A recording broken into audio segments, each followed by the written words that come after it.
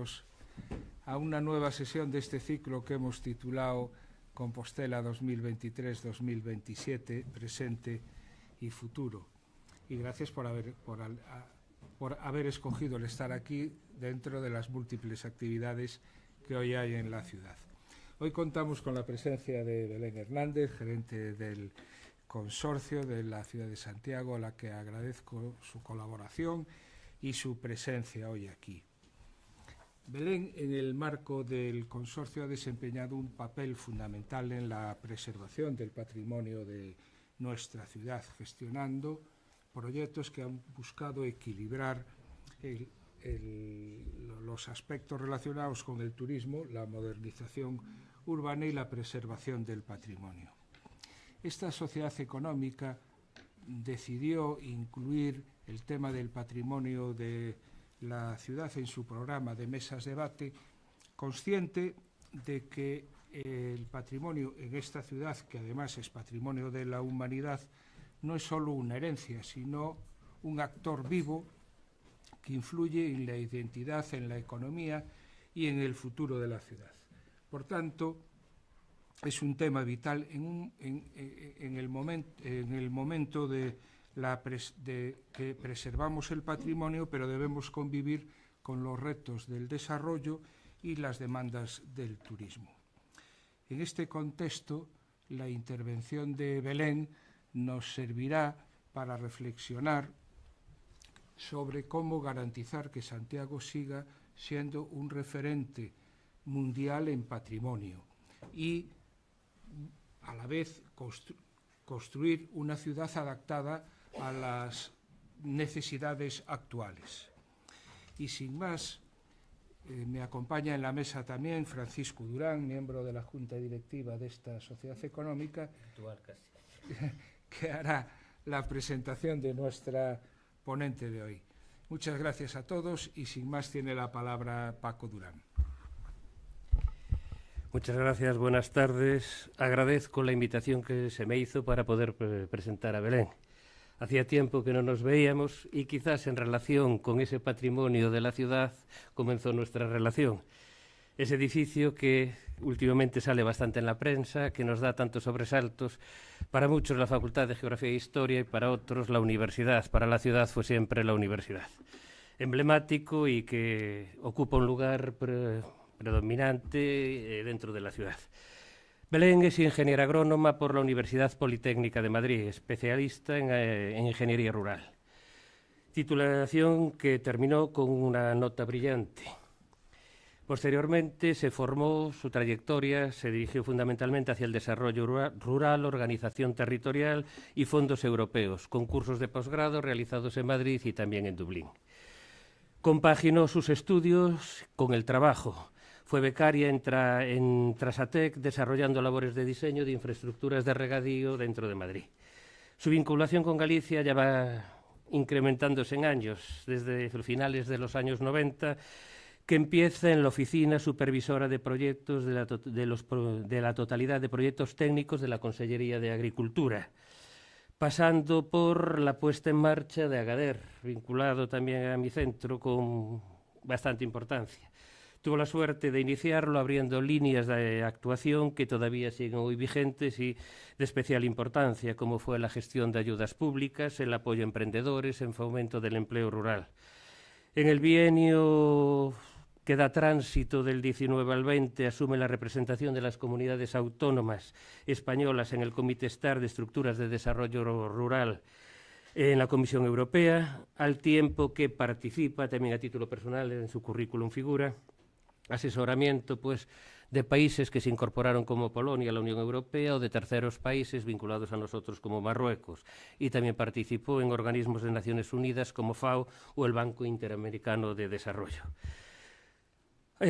Participó también como ponente, como docente en másteres y en cursos de posgrado, y en los últimos años su vinculación con el Gobierno autónomo fue en la Dirección General de Desarrollo Rural de la Consellería, para incorporarse ya definitivamente a la gerencia del consorcio desde el año 2014. Creo que es de todos conocida, con una trayectoria brillante. Cuando quieras, puedes. La palabra es tuya. Bueno, muchísimas gracias, Francisco.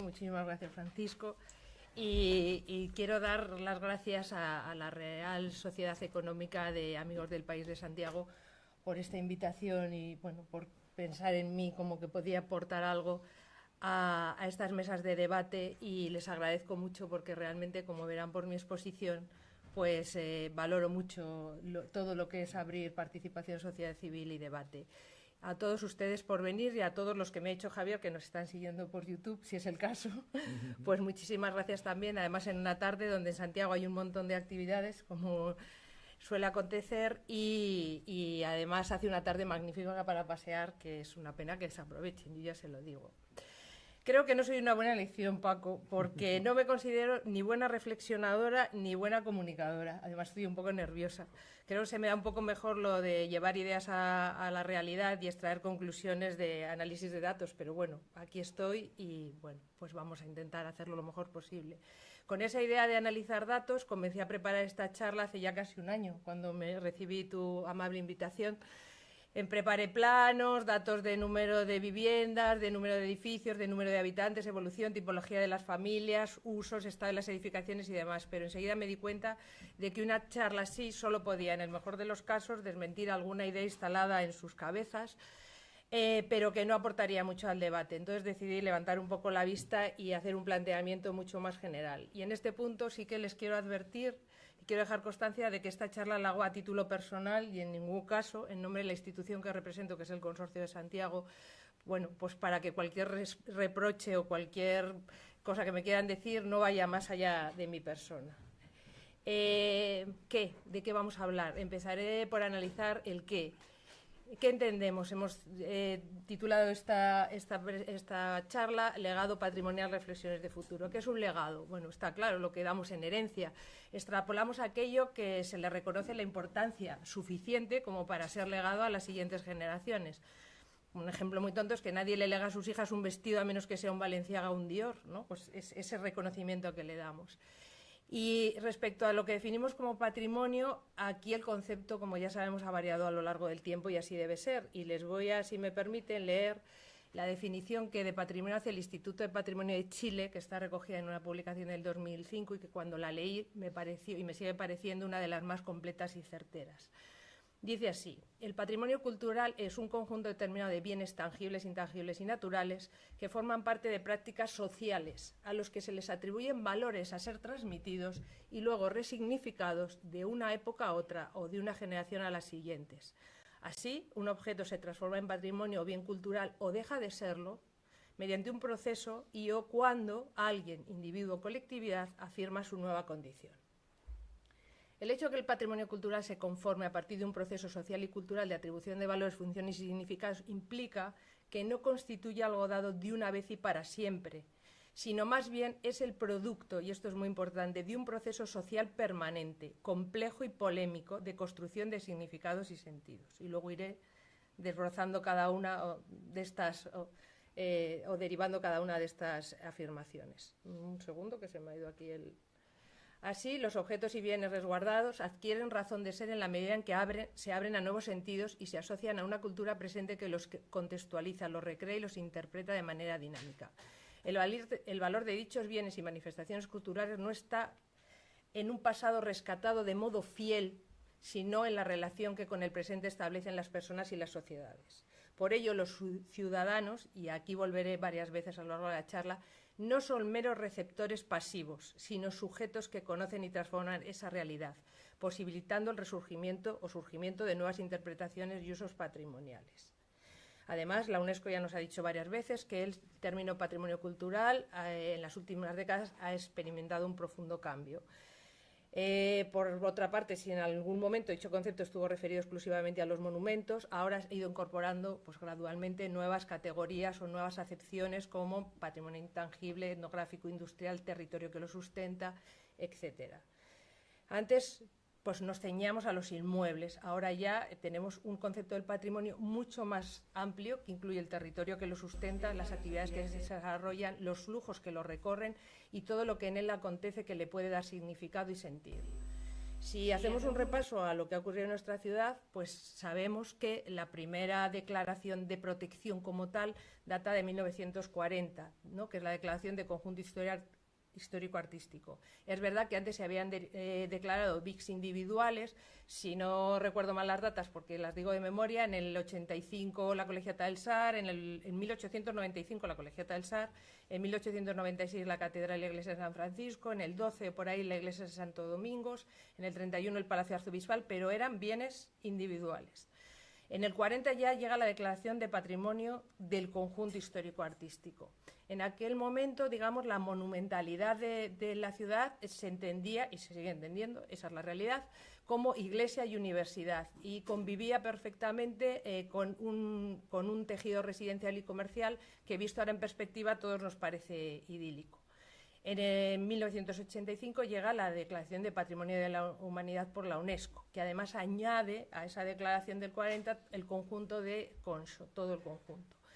Y que, como yo digo, bueno, pues hace que tengamos que ser conscientes de que la ciudad deja de ser un poco menos nuestra para ser un poco más de la humanidad, que no es poco.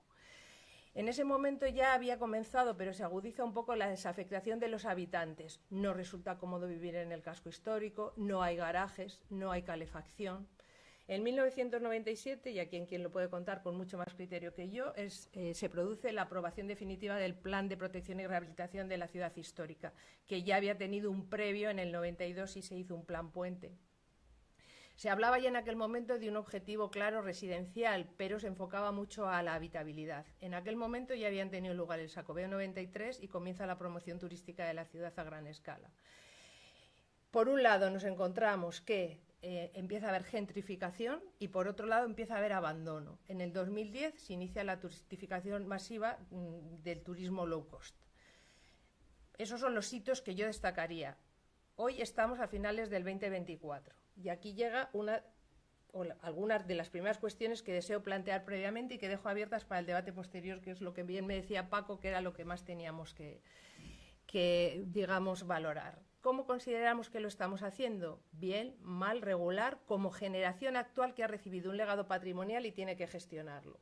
¿Estamos asumiendo la responsabilidad de este legado para transmitirlo a las generaciones siguientes? Ahí lo dejo. Seguimos en el qué, y lanzo otra pregunta. ¿Estamos todos de acuerdo en cuál es el patrimonio que debemos conservar para las generaciones venideras? Porque esta acotación de lo que debe o no debe ser conservado va a condicionar muchas de las cuestiones de las que a continuación hablaré.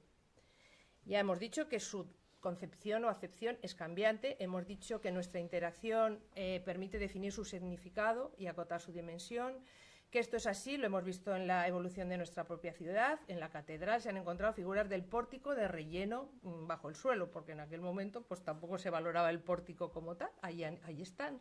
Hasta su protección en 1940 se demolieron edificaciones que ahora están sustituidas en algunos casos por casas modernistas y en otros por otras cosas. Incluso en algo tan cercano como 1972 se derriba el edificio Castromil por el que todavía estamos penando. Y yo pregunto, ¿en algún momento dado nos habremos ido al otro extremo? Es decir, ¿estaremos actuando con hiperproteccionismo? ¿Estamos en un proceso, en un momento dado, de criolización de la ciudad? En 1997 el concepto de patrimonio se ceñía casi exclusivamente a la parte material de las edificaciones y además el péndulo se inclinaba más del lado del proteccionismo frente a los demanes de décadas anteriores. Pero llegados hoy aquí, y luego hablaré del plan, ¿es posible repensar tanto el concepto como las limitaciones autoimpuestas? Y bajo ya a cuestiones más concretas. ¿Tiene sentido que el piso más pequeño en el que se puede dividir un inmueble en el casco histórico sea 75 metros cuadrados cuando crecen las familias de 1 o 2 personas? ¿Por qué seguimos demonizando las estructuras interiores que no sean de madera?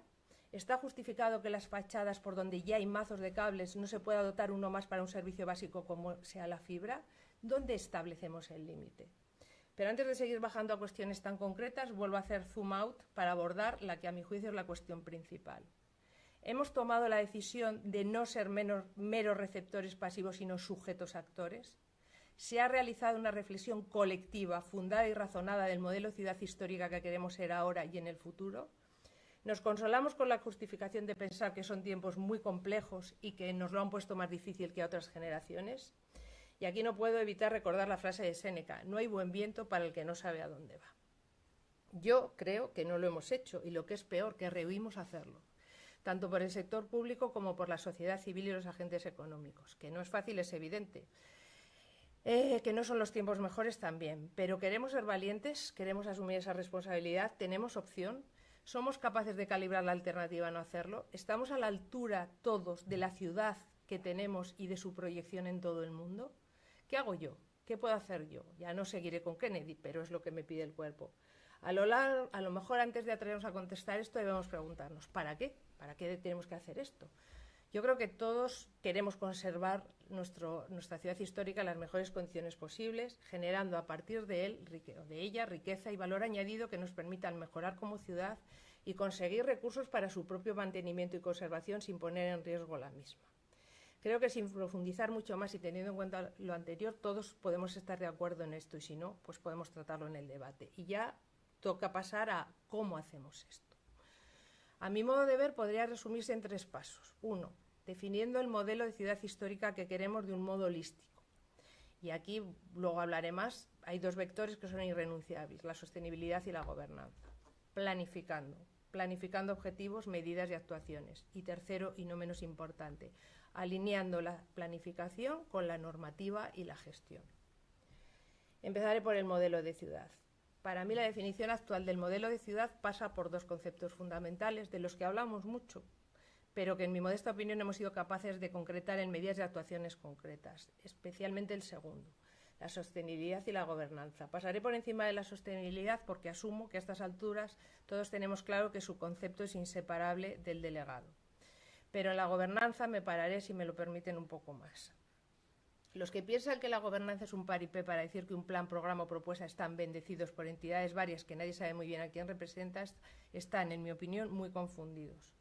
La gobernanza es la única manera que tenemos de llegar a consensos y acuerdos en una sociedad y en un momento histórico tan complejos y con tantas variables e intereses como este.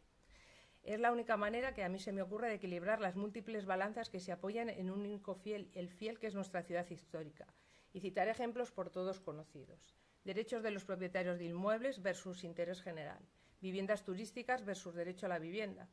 Viviendas turísticas versus establecimientos hoteleros versus residencias de la tercera edad, comercio de proximidad versus hostelería, terrazas versus espacios de paso, reparto de mercancías versus espacio de paso. Y podemos pasar a cuestiones que podríamos definir como más banales o frívolas, pero que son también muy importantes. Fuegos dentro o fuera de la plaza, atracciones fuera o dentro de la Alameda, cartelería en medio de las rúas, pintadas, comportamientos poco cívicos de los turistas, pero dejando claro que, en mi opinión, la gobernanza no es una acción, bajo de nuevo al terreno. ¿Tenemos mecanismos de participación efectivos? No es suficiente con reunirnos con la alcaldesa o el alcalde para presentarle nuestras demandas en unos cuantos folios. Se trata de sentarnos a trabajar todos juntos. ¿Todos podemos opinar de todo? ¿Los sistemas asamblearios sirven para decidir cualquier cosa? ¿Necesitamos la colaboración de expertos? ¿Qué papel deben jugar las administraciones? ¿La sociedad civil está suficientemente estructurada? Más allá de los agentes económicos como la Cámara de Comercio o las asociaciones de empresarios, está esta casa donde nos encontramos, la Real Sociedad de Manera, está el Ateneo, está el Museo do Pobo Galego, que ya es un ámbito mucho más amplio de Galicia, pero que también se preocupa mucho de hacer ciudad, a los que nunca agradeceremos bastante los esfuerzos que hace por plantear debate, pero poco más hay, y de los que me olvido, que no se ofendan, por favor. Yo, como bien decía Paco, en mi presentación trabajé mucho tiempo en desarrollo rural y trabajé en unos programas europeos donde era requisito indispensable la participación de la sociedad civil, en Galicia y en el rural, hace 20 años o 30 años.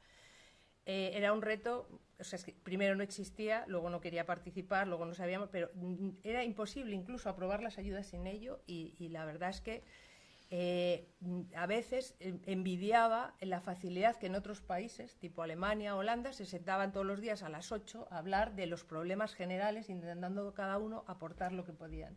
Aquí no éramos capaces de juntarnos ni para aprobar las ayudas. Me llamaban a veces los gerentes de los grupos a las 8 de la tarde para decirme, no tengo bastantes privados, ¿valen las ayudas? No, no valen. O sea, o tienes el quórum que se exige, que es un 51% por lo menos más de privado que de público, o no podemos sacarlas adelante. Y yo creo que es verdad que nuestra historia reciente como país no ha ayudado mucho a que nos dotemos de esos mecanismos o tengamos esa cultura de participación, pero creo que en estos tiempos sin ella no vamos a llegar muy lejos en cualquier cuestión que nos planteemos.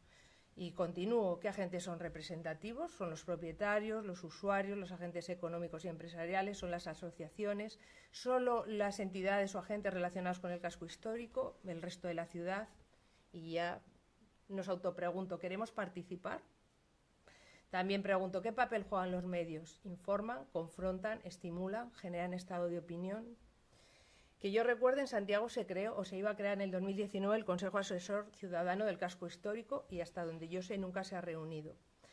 En esta ciudad sí que ahora mismo se está realizando un ejercicio importante de reflexión de este tipo, que es la Agenda Urbana de Santiago, con mesas sectoriales y encuestas. Yo he asistido a varios de los 6 grupos de trabajo que hay, pero he tenido siempre la sensación de que allí cada uno íbamos como a hablar de nuestro libro y no realmente a conocer cuáles podían ser los intereses, problemática y demandas del resto de agentes que confluíamos en aquella mesa.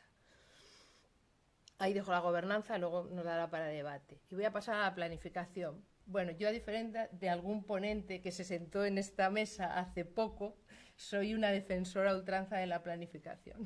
Me hizo mucha gracia esa ponencia.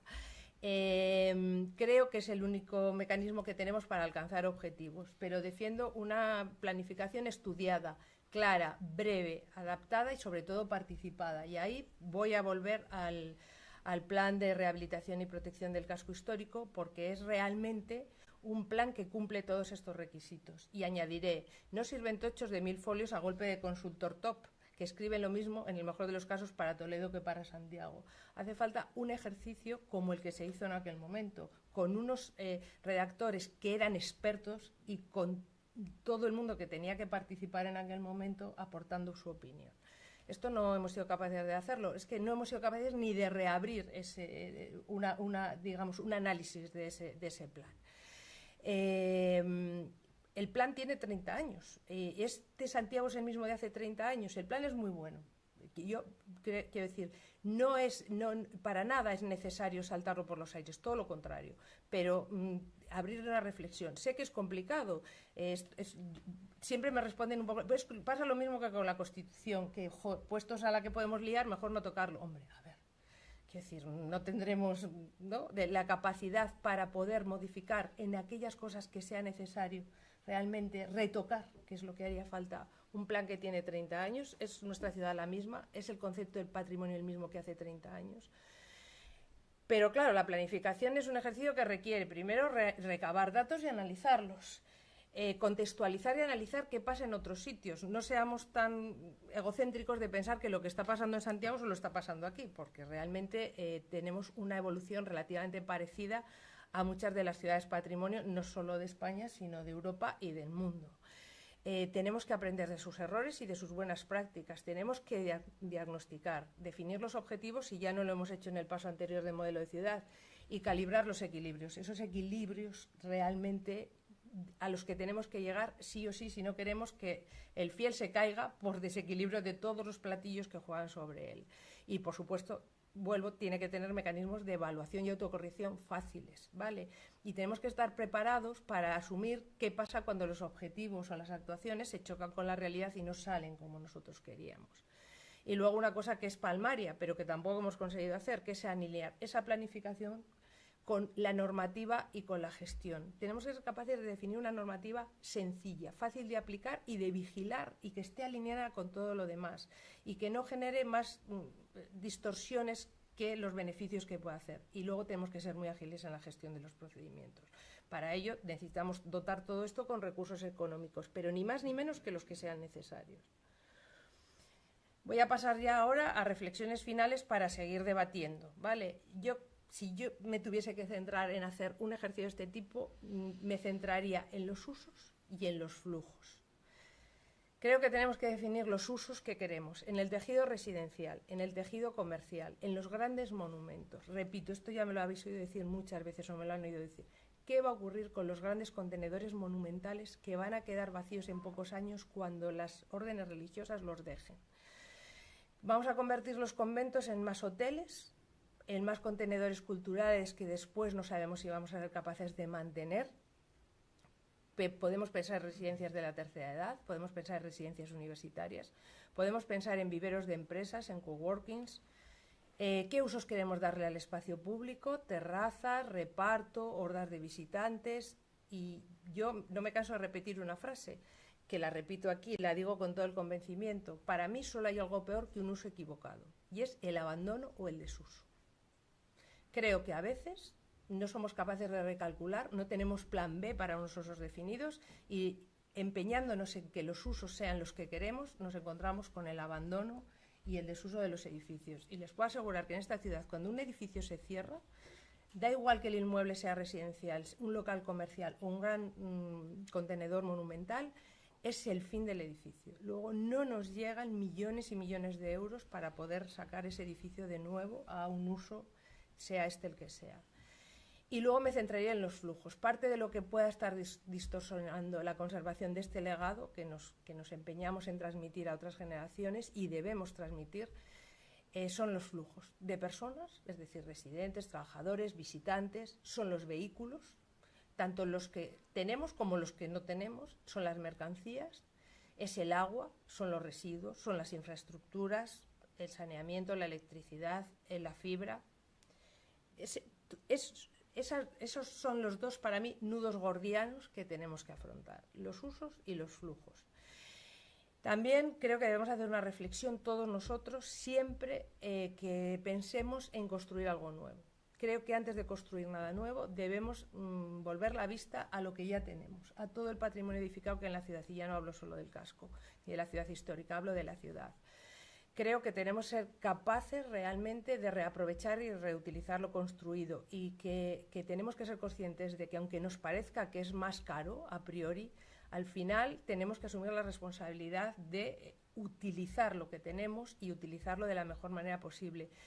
Y realmente creo que a veces no valoramos ni siquiera las posibilidades que nos ofrece la tecnología, ¿no? Los nuevos materiales, las nuevas formas de gestionar, todo lo que hemos avanzado. Y puedo poner ejemplos muy concretos.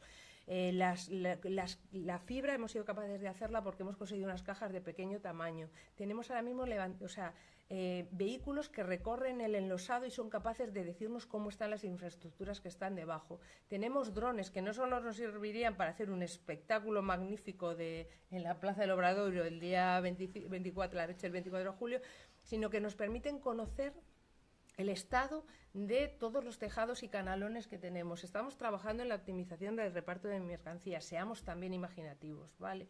Y no nos olvidemos de que en esta ciudad tenemos una universidad 5 veces centenaria que puede aportarnos muchas soluciones en muchos campos. Me estoy acordando ahora simplemente de este estudio que hemos estado realizando de cómo la luminotecnia es capaz de reducir la proliferación de plantas en las fachadas monumentales. Pues aprovechémoslo también.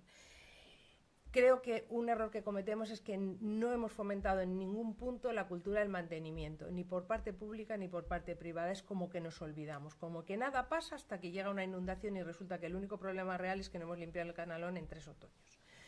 Es verdad, pues que no subimos ni a mirar cómo está. Y bueno, quiero decir, puedo contar ejemplos de mi propia casa, así que no es, o sea, creo que es, y que tenemos que ser, porque es verdad que nosotros damos ayudas y exigimos que haya un plan de mantenimiento, valoramos mal que haya un plan de mantenimiento, pero luego eso se queda en un papel y que nadie aplica. O sea, nadie sube o alquila una grúa para mirar, o un dron, o se molesta en saber cómo, hasta que aparece una humedad o hasta que tenemos otro tipo de problemas.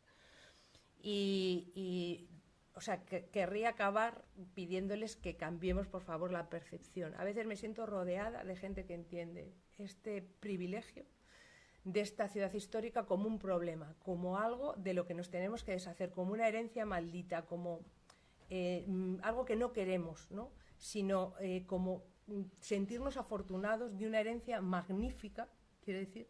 Somos unos privilegiados y lo único que se nos pide es que la gestionemos de la mejor manera posible. Yo no sé si me he extendido mucho, poco, si esto ha resultado poco o mucho, pero bueno, muchísimas gracias por su atención, por su paciencia y bueno, abrimos debate y un poco más.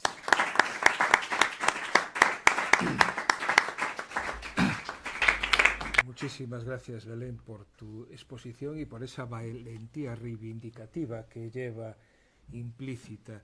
A mí me gustaría apuntar que en relación a la sociedad civil, que lógicamente este foro es precisamente para la participación de la sociedad civil, que todos echamos en falta, pero si de alguna manera podemos colaborar desde la sociedad económica a eso es debatiendo y que la gente que tenga interés en estos temas no se sienta huérfana en esta ciudad, que tenga foros abiertos como el que ofrecemos nosotros y que vamos abarcando distintos aspectos de la ciudad.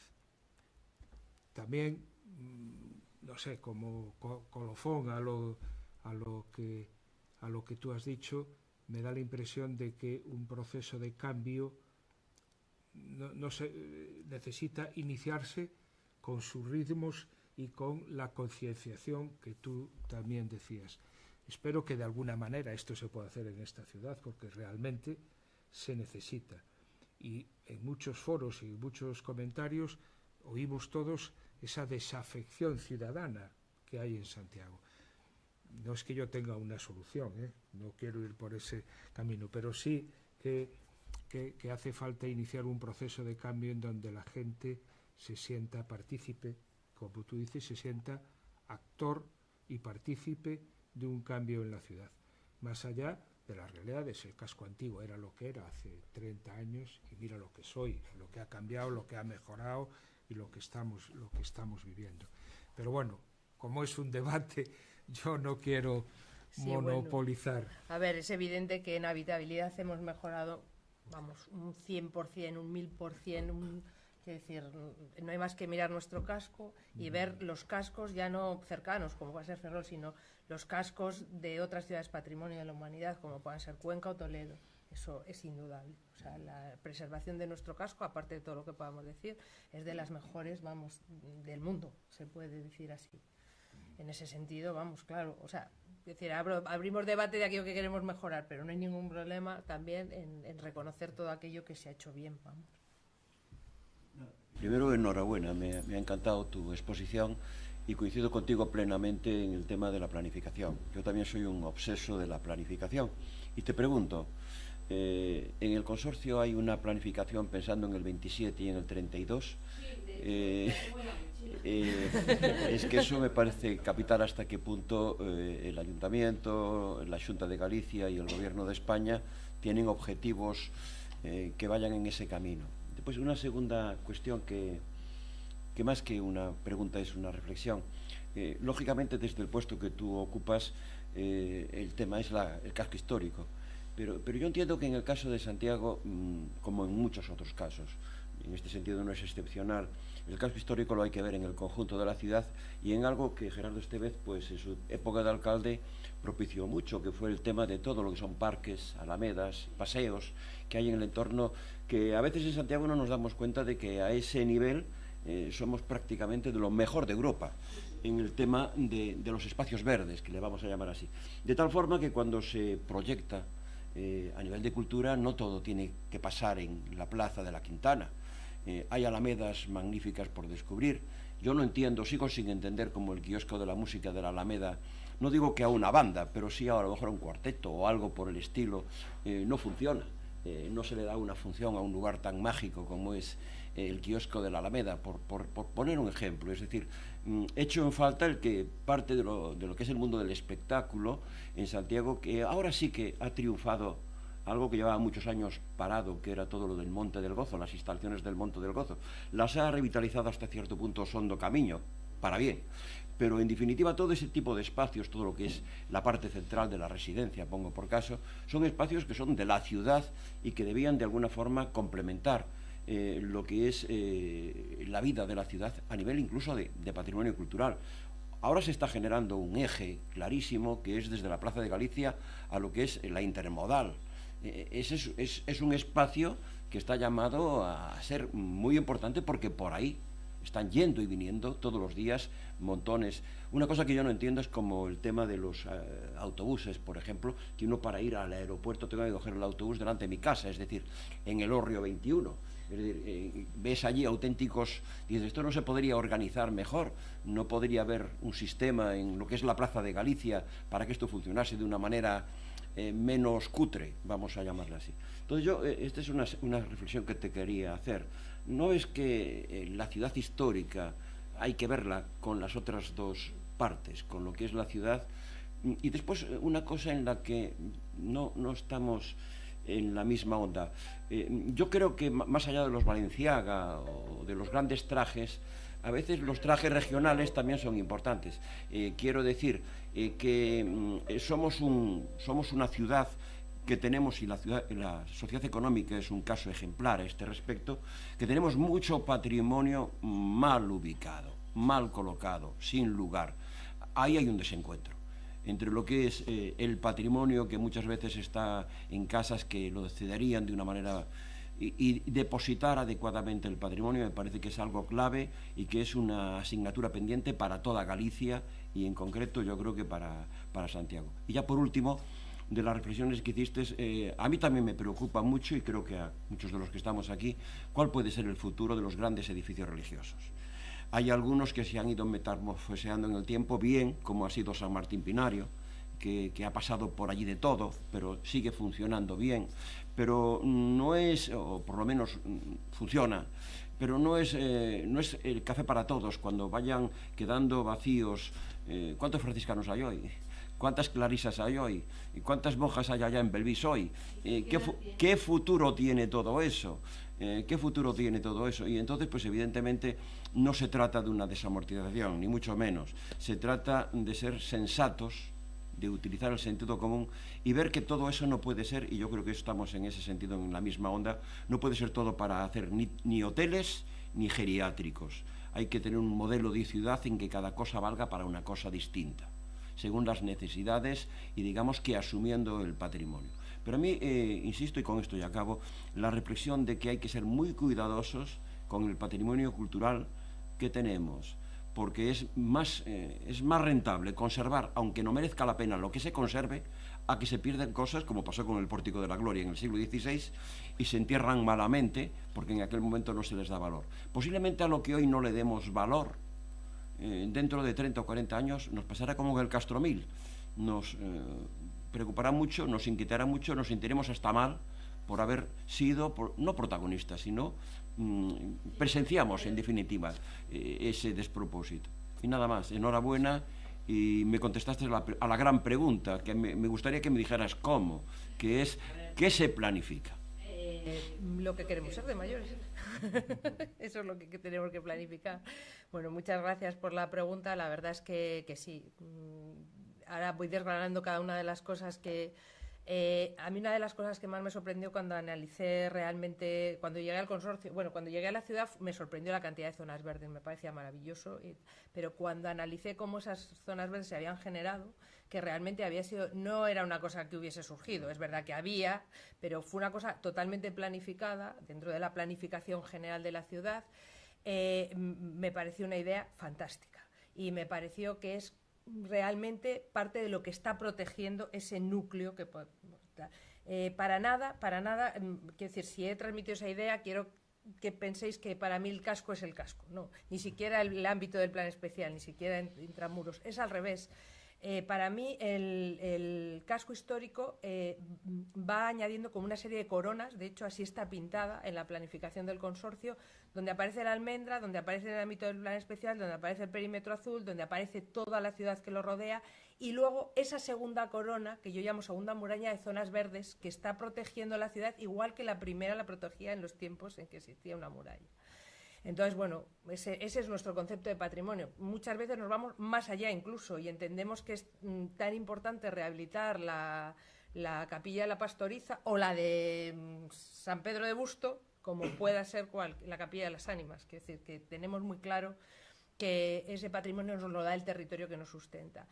¿Existe una planificación del consorcio? Claro que sí, está ahí y la presentamos al Real Patronato en el año 21 y va hasta el año 32, ¿no? Con la cadencia de los años, y es verdad que no es una planificación de ciudad, ¿vale? Es más una planificación de consorcio, pero sí que hablamos precisamente de esa segunda muralla de zonas verdes y proponemos inversiones claras en ella. De hecho, ya se han conseguido algunos fondos europeos con esa programación.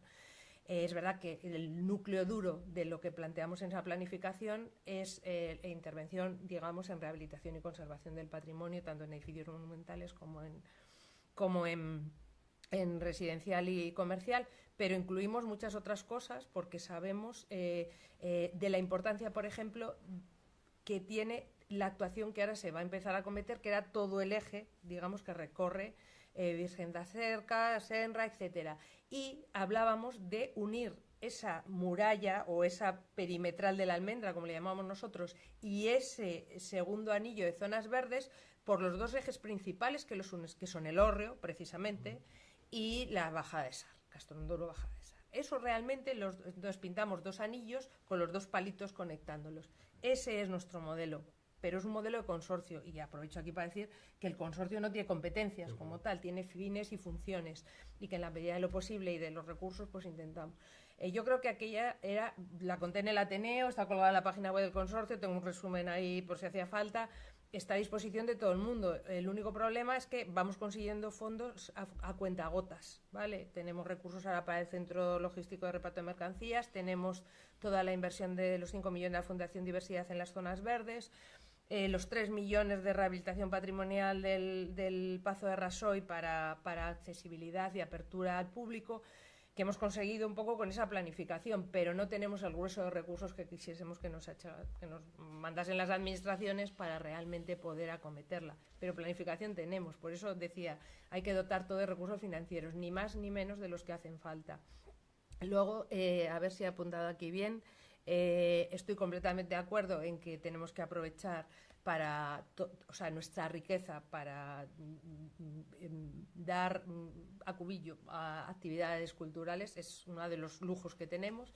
No puedo estar más de acuerdo en que uno de los principales problemas que tiene la ciudad es la movilidad, a todos los niveles, es decir, la movilidad en la ciudad en 2024 no es, realmente parece una movilidad del siglo XIX, es un problema grave y ya como tal tenemos que asumirlo e intentar solventarlo. De hecho, nosotros en algún sitio hemos propuesto incluso la posibilidad de que hubiese pequeños vehículos, ¿vale?, no contaminantes, que hiciesen recorridos dentro del casco para dar servicio a toda esa tercera edad que habita nuestro casco y que conocemos muy bien porque pasan mucho por el consorcio y que estaría encantada de que alguien, quien sea, les lleve, por ejemplo, de la Zabachería o de la Algalia, pues a coger un taxi a Portafaseira. Quiero decir que no es tan complicado, que ya se ha hecho en otros sitios, no estamos inventando nada.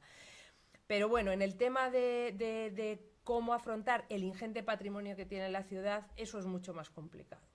Porque yo siempre pongo el mismo ejemplo. En el consorcio gestionamos la Casa del Cabildo.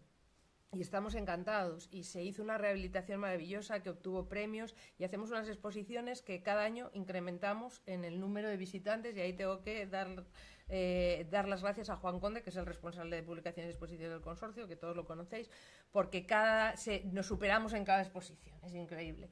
Pero al final, esa casa entera tiene al año un coste que está cercano a los 300.000 euros y que detraemos de poder hacer otras cosas. Entonces tenemos que tener muy claro que cualquier contenedor cultural que abramos en la ciudad, y que yo sepa, hay 14 museos o colecciones visitables en la ciudad, tiene unos costes de mantenimiento muy altos, porque al final, si eso lo queremos hacer visitable y abierto a todo el mundo, tenemos costes de vigilancia, costes de limpieza, costes de gestión, coste de las exposiciones o el manejo que se puede hacer. Lo saben bien esta casa, yo creo que aquí Paco nos puede ayudar mucho más. Entonces eso sí que es una reflexión en la que tenemos que ser conscientes de que si los recursos financieros van a una cosa, pues no van a otra. Pero sin más, quiero decir, habrá que hablarlo como todas las cosas, como el resto de cosas, y valorar qué es lo que en principio pues pueda hacerse, o priorizar, ¿no? Pues qué es lo que no podemos tener desatendido, ¿no? Pues a lo mejor esta colección pictórica, ¿no?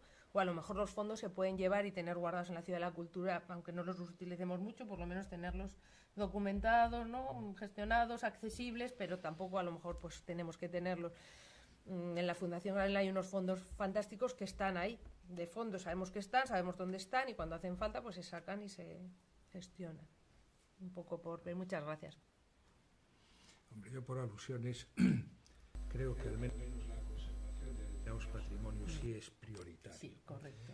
Exponerlo sería lo ideal, es decir, creo que estamos viviendo un proceso de descapitalización cultural de la ciudad, en la medida en que colecciones familiares o como la nuestra, pues podéis pasar a la sala de al lado, están los cuadros en el suelo amontonados, no tenemos dónde exponerlos, y estamos hablando de cuadros que tienen por un lado valor histórico, pero uno de los que está ahí vino la semana pasada de una exposición del Museo del Prado expuesto al lado de un Sorolla y de un Picasso. O sea, a ver, y todo esto no está accesible, no está conservado, Claro. porque aquí está apilado, no está conservado, no tiene medidas de seguridad, y desde luego el suelo no es el sitio ideal No. para tener un cuadro. En ese sentido, desde la sociedad económica venimos reivindicando ese contenedor que necesita la ciudad. Lo que debería ser llamado a albergar estas colecciones, que es el Museo de la Ciudad, pues no tiene ya cabida, solo hay que ver su almacén para darse cuenta de lo que hay. Sí, es una reivindicación necesaria, y yo creo que dentro de todo ese plan, yo, aunque aquí estuvo un representante de la escuela austríaca de la economía, pues bueno, aunque yo soy contrario a la hiperregulación, pero no a la planificación. Yo creo que esa planificación global de la ciudad tiene que tener un papel importante, el no perder la cultura, el patrimonio que se atesora, sea público o privado, porque al final una entidad como la nuestra, lo que tenemos aquí pues tampoco es nuestro, es común, está aquí para disfrutarlo, para compartirlo. Correcto. Nuestro deseo, y tú lo sabes porque lo tenemos compartido el comentario más de una vez, es que la gente pueda conocer eso, pero que pueda ver hasta la cruz de la Inquisición que está ahí. Bueno, pues esto es descapitalización cultural, o yo le llamo así. Bueno, no me quiero extender más en ese tema por si alguien... Bueno, ahí en su momento, desde el Consejo hicimos una reflexión también, pero bueno, no se avanzó más, en la posibilidad de que todas las entidades y agentes que tienen un patrimonio importante en la ciudad, en vez de andar cada una por su sitio buscando fondos de donde pueden o donde tal, y aquí incluyo, pues se compró la colección Masidi, parece que ahora es un problema, está la Fundación Granel, está el auditorio, estáis vosotros, bueno, hay realmente muchos agentes y muchas familias, como bien decía el profesor Iglesias, buscando a quién darle ese patrimonio, que es un patrimonio excepcional. Entonces, a lo mejor teníamos que hacer una reflexión de gestión conjunta, es decir, de gestión conjunta, y no tener un vigilante en un sitio y un vigilante en otro, ¿no? Claro, pero nosotros ya hicimos ese planteamiento. Los recursos de equipos, se ve un desajuste absoluto en lo que es la administración de los personales que hay a nivel de funcionarios, externalizaciones y demás, se ve muy claro. Nada más que te asomes al tema, te das cuenta de que todo está... Y yo te preguntaba también al respecto de lo de la planificación. Chapó porque estéis planificando, pero planifican los otros. Está planificando el Ayuntamiento, está planificando la Xunta de Galicia, está planificando el mundo empresarial, está planificando la Iglesia. ¿Planifica alguien en este país para el 27 y el 32 o no? Estará planificando. Nosotros no somos somos muy conocedores pues de la planificación de fondos europeos que hace la Xunta por el interés que nos tiene, de cualquier planificación que nos traigan, que podamos aportar o que nos pregunten. Eso sí que, ahora lo que ya cada uno hace o no hace, pero bueno, de nuevo sería una reflexión muy interesante que fuésemos capaces de encontrar un foro, un sitio, un consejo, un algo, donde todos pudiésemos poner en común lo que podamos estar haciendo o no haciendo. Y por eso reivindico de nuevo ese consejo asesor del casco histórico, de la ciudad, o sus mesas de trabajo, lo que entre todos seamos capaces de hacer. En ese sentido, porque yo era una de las cosas que iba a plantear, también soy opiniones sobre la planificación y demás, pero yo echo de menos en esta ciudad. Aquí parece que estamos cada uno por su cuenta, ¿no? Y falta como alguien que tome la iniciativa y que ayude, ¿no? En su día, aquí, pues hace 20 o 25 años, se había hecho un plan estratégico, ¿no? Y ahí participaba todo el mundo, todo el mundo. Es decir, aparte de los que has indicado tú, pero había muchísimos tipos de asociaciones y quizá no había tanta articulación, a lo mejor en la sociedad civil, no puede haber hoy. Entonces, bueno, es un tema que tú qué consideras que debería de tener esta iniciativa para precisamente abordar una planificación que yo también creo que va más allá de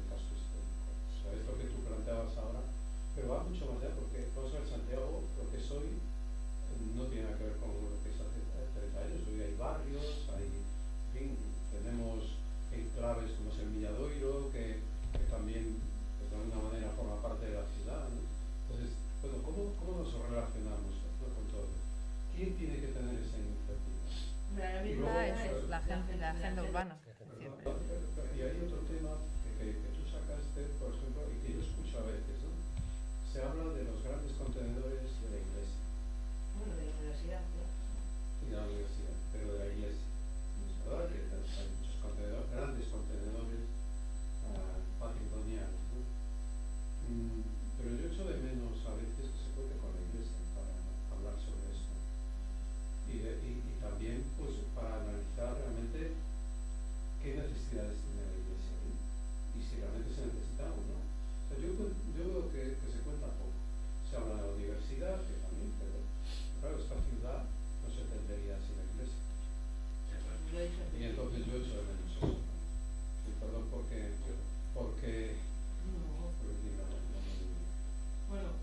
lo único que puedo decir es que no puedo estar más de acuerdo, que en estos momentos se está haciendo el ejercicio de agenda urbana, pero yo no sé hasta qué punto eso ha calado, es conocido o es tal, pero yo creo que ese es el modelo a seguir. Está claro que debería ser el Ayuntamiento de la ciudad quien lidere esos procesos, eso no tengo duda. Y luego respecto a los contenedores, bueno, lo único que puedo decir es que el consorcio, lo sabes bien, nosotros hemos hablado siempre con la iglesia cuando ha sido el caso, pues Santa Clara, os se va a hacer un plan director, habéis venido, hemos hablado, evidentemente, vuelvo a la frase que he dicho, o sea, lo único importante de un edificio es que esté utilizado, ¿vale? O sea, vuelvo a lo mismo, no hay nada peor. Solo hay una cosa peor que un uso equivocado, y es un desuso o un abandono. Entonces, evidentemente, si el propietario es capaz de dotar un uso que sea, está perfecto. Es decir, no hace falta pensar más o articular más. Lo único que tenemos que tener claro es que es un uso que la ciudad necesite y que la ciudad, digamos, esté alineado con ese modelo de ciudad que queremos y que no suponga una distorsión, pero por lo demás, por supuesto, claro.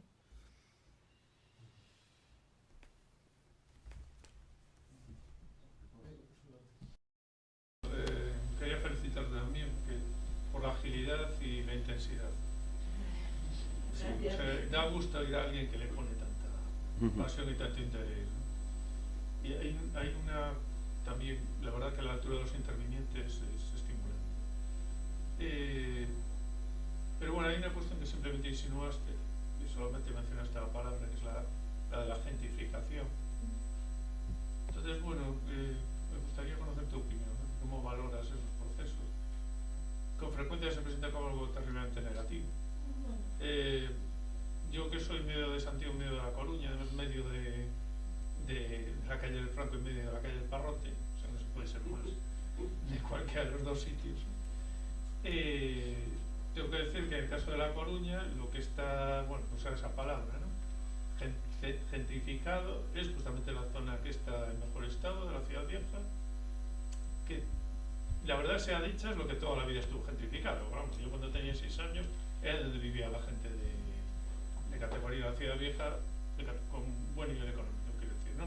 La ciudad vieja estaba dividida de la plaza de Capitanía hacia arriba y hacia abajo. Y entonces, en Santiago, ¿qué posibilidades hay de atraer población con unos recursos que asuman la restauración de esos edificios porque realmente quieran vivir en ellos? Y hasta qué punto es deseable, porque hay gente que lo ve como algo negativo. Yo no tengo nada claro, ¿no? A mí me parece que por lo menos es descargar a la administración y a los recursos públicos de una carga notable, ¿no? Ojalá tuviéramos, es la opinión de un peatón, ¿no? Digamos. Pero ojalá tuviéramos a 20 o 30 manciontegas queriendo vivir en la Rúa del Villar, ¿no? En la Rúa Nueva, digo yo. Sí, a ver, yo simplemente constaté un hecho, quiero decir, no va más allá. No. Opinión, porque a mí me parece realmente una cuestión bastante más relevante de lo que parece, ¿no? La iniciativa privada y todo esto. Sin duda. No tiene duda. Yo he escuchado muchas veces decir, es que el ejemplo a seguir es el de Allariz, ¿vale? Yo el ejemplo de Allariz lo conozco muy bien porque trabaja en desarrollo rural y es verdad. Entonces, el ejemplo de Allariz es magnífico cuando puedes comprar casas en Allariz y ponerlas al servicio del alquiler de la gente. Esto está muy bien, pero no hay ayuntamiento en esta ciudad que se pueda comprar las casas de la Rúa del Villar para ponerlas, porque no darían los recursos públicos que tienen que ser utilizados. Entonces, en ese sentido, pues no tiene duda. Yo creo que el problema de la gentrificación, por decirlo de alguna manera, es que perdemos la diversidad social de la gente que puede acceder a esas viviendas, ¿no? Y que evidentemente Carrera do Conde es Carrera do Conde y no lo vamos a discutir ninguno, o los palacetes de la Rúa del Villar, pero yo que llevo 30 años intentando vivir en el casco, cerca del casco, es que no me he podido comprar nada ni en Basquiños, ¿no? O en Carmen de Abaixo, por decirlo de alguna forma, que no aspiro a vivir en la Rúa del Villar, aunque me encantaría. Entonces, digamos que ese es el problema, pero bueno, sería un problema menor. Al final volvemos a lo mismo. Es decir, si la alternativa es que los edificios se abandonen, pues no. Evidentemente que alguien los compre, los arregle, los habite y los ponga en uso. Eso es la principal tal. Y si llama Mancio Ortega, pues como se llama, Pepe Pérez. Bueno, pero quería, para terminar, hacer una observación, una llamada a la esperanza. Yo es que he estado trabajando recientemente con textos de visitantes de la ciudad a lo largo de todo el siglo XIX. Y en fin, estamos, pero, no sé, pero en el paraíso. Nunca estuvo esta ciudad mejor cuidada. O sea, pensemos que en esta ciudad hasta los años 40 había muchísimas casas que no tenían agua corriente. Y todos hemos visto las fotografías de las señoriñas con sus sellos en la cabeza. Es decir, bueno, lo que nos falta por hacer, pero hay muchísimo de lo que se lleva hecho. Y luego en cuanto a la excelencia de las zonas verdes de Santiago, yo insisto que soy de La Coruña, allí sobra cemento, pero por todos lados, ¿no? En fin, ya está, ¿no? No, a ver, en eso estamos todos de acuerdo. Es decir, aparte, para mí resulta fundamental lo que decía, no solo mirarnos el ombligo, sino contextualizar cómo es la situación de la ciudad y comparar con otras ciudades y otros sitios. Y en ese sentido es inmejorable. Y bueno, pues voy a digamos, hacer un poco de publicidad, voy a hablar un poco de mi libro. Una de las cosas que nos faltaba, que era la adaptación de fibra en el casco histórico, pues se ha conseguido y el Consejo juega una labor fundamental. Pero vuelvo a lo mismo, hubo que poner a tanta gente de acuerdo. Primero hubo que salvar tantas limitaciones normativas que parece mentira que existiesen a día de hoy, que no hayamos sido lo ágiles suficientes como para cambiarlas. Y luego hubo que usar la tecnología con esas cajas pequeñas, que Patrimonio se autorizase, que no sé qué. Hubo que poner de acuerdo a todas las administraciones, todas y las que no había también. Hubo que hablar con todos los operadores en un proceso abierto para ver si alguien quería. Hubo que aportar la subterranización de las... O sea, fue un proceso tan complejo para algo tan esencial y tan de cajón que parece mentira. Entonces vuelvo a lo mismo, es que en su momento no hicimos bien los deberes para que esto hubiese sido mucho más sencillo, ¿no? Y no hubiésemos pasado 20 años sin un servicio básico. Entonces, bueno, evidentemente la situación del casco histórico de Santiago es cuántos llorarían por nuestros ojos, que diría mi madre. Y yo creo que algo que no tengo. Yo creo que algo que no valoramos lo suficiente fue 40 años la integración de los distintos barrios dentro de la ciudad. Luego para mí eso fue fundamental. Porque no solo fue la integración territorial, sino incluso desde el punto de vista social. Yo creo que eso fue el gran avance de la ciudad, y no hay que ir al 19, mirando la vista de reojo. Hola, buenas tardes. He de hacer referencia varias veces a los inmuebles en desuso. Yo estoy de acuerdo contigo, pero yo voy un poco más allá que tú, ¿vale? ¿Estás a favor de gravar los inmuebles vacíos, o dicho de otra forma, ya que estamos hablando de la expropiación, en manos muertas? ¿Sí? Es decir, creo, no hace falta más que darse una vuelta por la periferia, lo que es lo que todos vemos, lo que sucede cuando los inmuebles se abandonan, ¿sí? Los pueblos. Y bueno, pues, en ciertas zonas se aprecia eso y en otras ciudades también. Esa es una pregunta. Y otra cosa más. Porque te he ido a hacer alguna vez reflexión acerca de Toledo, y yo me voy a ir con los dos últimos intervinientes, ¿sí? Toledo tiene yo conozco profundamente Toledo, viví allí hasta 2023 y digamos que tengo, por cuestiones de trabajo, acceso a la propiedad del casco viejo de forma ilimitada, sí, es decir. Toledo es cierto que tiene varias zonas muy degradadas, en particular hacia el sur, hacia una zona del seminario, ¿sí? Pero el centro, es decir, los aledaños de la catedral, ¿sí? Digamos que en los aledaños de la catedral pasa esto que te han comentado ellos, es decir, la gentrificación. Digamos que de forma no muy ostentosa, ¿sí?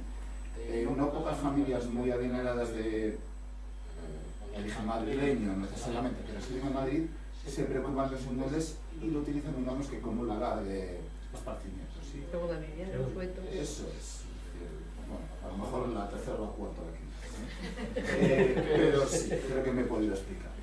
Y esos inmuebles están perfectamente cuidados, ¿sí? Y otra cosa más, en Toledo juega hasta cierto punto lo que aquí acaba de empezar a pasar con la Fundación Ría, ¿sí? Hay determinadas fundaciones de tipo privado, ¿sí? La Real Fundación de Toledo, la Fundación Ortega Marañón, ¿sí? Y algún inversor también de origen madrileño, estos públicos, señor, por ejemplo, Amor, con la Casa de Temple, que digamos que sí que dan cierto impulso y aquí quizás sí es porque esta es la reflexión. Una cosa más, en Toledo el tema de la iglesia digamos que pesa más, pero aquí las religiosas sí que tienen mucho más interés en preservar los conventos, entre los motivos porque, por ejemplo, los concepcionistas tienen allí la casa matriz. Bueno, a ver, yo soy más de dar incentivos que de grabar, ¿vale? O sea, siempre pienso que podemos dar con una solución, bien en forma de ayudas, bien en forma de asesoramiento, bien en forma de tal, que permita, digamos, mantener un inmueble más que grabarlo. Creo que hay muchas medidas, ¿vale?, previas, normativas incluso, como en registros solares, instar a los propietarios, etcétera, antes de tener que llegar a una cosa de este tipo, y creo que el problema tendría que escalar mucho para, es mi opinión.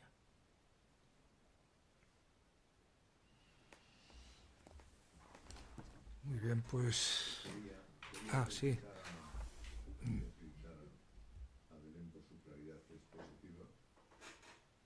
Las coincidencias son nuestra historia. Solo faltaba. Ha sido muy clara, se ha abierto puertas que es necesario. Gracias. Muy bien, pues antes de cerrar me gustaría agradecer a Belén su participación, como dijo Gerardo, esa claridad y esa concisión que yo calificaría casi de una exposición documentada y profesionalizada con algún viso reivindicativo que me encanta, o sea que muchísimas gracias por estar hoy con nosotros. Y antes de cerrar la sesión, permitidme que os comente que la próxima mesa de debate como esta la tendremos el 27 de noviembre, lleva por título O papel de Santiago en la Unión Europea, y actuarán como ponentes José Antonio Redondo y Miguel Vázquez Taín, ambos conocidos de todos, grandes conocedores de estos asuntos, y estoy seguro que no defraudará. Y antes, el día 13, bajo el título La Real Sociedad Económica y su patrimonio artístico, tendremos la conferencia impartida por Begoña Fernández, que va a hablar precisamente de la pintura que es de Elvira Santiso, que estuvo expuesta en el Museo del Prado a lo largo de todo este año. Cuadro que conservamos malamente aquí, que es una pena, pero no voy a repetir la reivindicación. Y bueno, el día 31 recuerdo para los socios que tenemos la visita guiada a la exposición Las Edades del Hombre, en donde tenemos varias piezas nuestras expuestas. Está abierto a todos los socios y familiares. Y bueno, agradecer a Belén su participación y, como siempre, darle un recuerdo de su paso por aquí. Gracias, Belén. Gracias a vosotros. Sí,